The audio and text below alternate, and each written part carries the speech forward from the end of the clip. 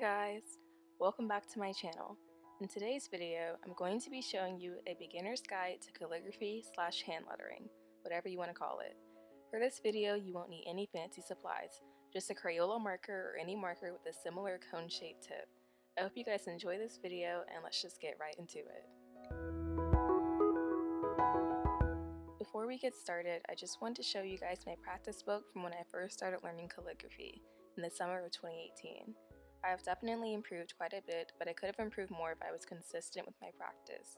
Here I'm just showing you a practice book I picked up from Five Below. I never ended up using it, but I did look at the hand lettering as inspiration for my style. But yeah, as you can see, my lettering used to be very interesting, to say the least. But my biggest advice to you is to just practice a lot.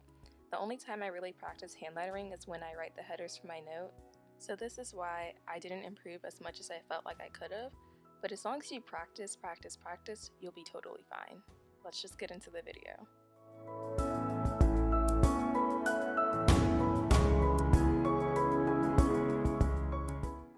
The first thing we are going to practice are up and down strokes. In down strokes, you are dragging your marker downward and applying a good amount of pressure to create a thick line. Up strokes are when you're dragging your marker upward, and with these you want to be light, applying minimal pressure to create a thin, delicate line.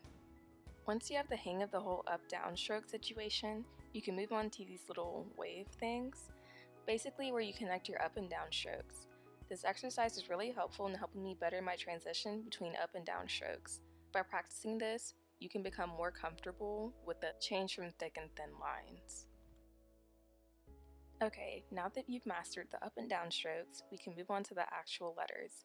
Essentially, you will just be writing in cursive while making use of your up and down strokes. A quick disclaimer, you do not have to be amazing at cursive to learn calligraphy. I'm actually not very good at cursive since it wasn't taught to me at school, but I managed to pick up calligraphy, so I'm sure that you can too. I would encourage you to look up some calligraphy alphabet posts to find inspiration. Everyone has a unique style of lettering, so you just have to find one that you like and add your own twist to it. The marker I've been using in this video is just the traditional Crayola broad tip marker, which is my #1 recommendation for beginners. It's what I used when I started out.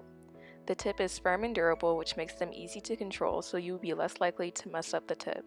They are also much less expensive than other stationery like brush pens.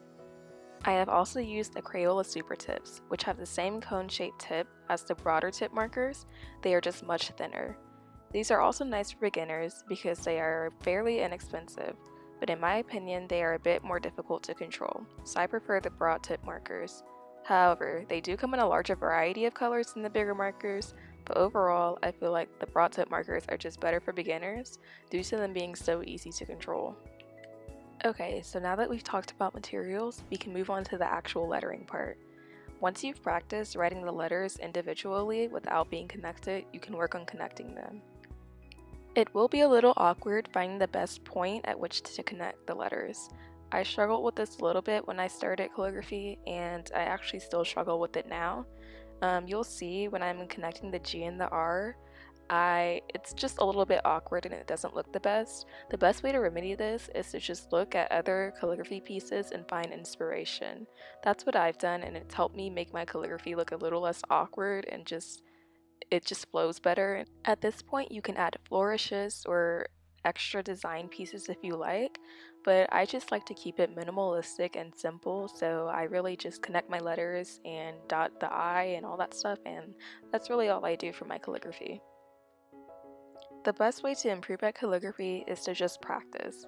As you letter more and more, you will become more comfortable holding your pen, and the whole up-down stroke motion will come to you much easier. You'll start to develop your own flair, and you'll just notice improvement overall. As you saw in the beginning, when I started out, I would just take a bunch of markers and write the names of the color of the marker I was using. This was a good way to practice a variety of letters, rather than just writing the same word over and over again. Again, this is my biggest tip. You really just have to practice, practice, practice.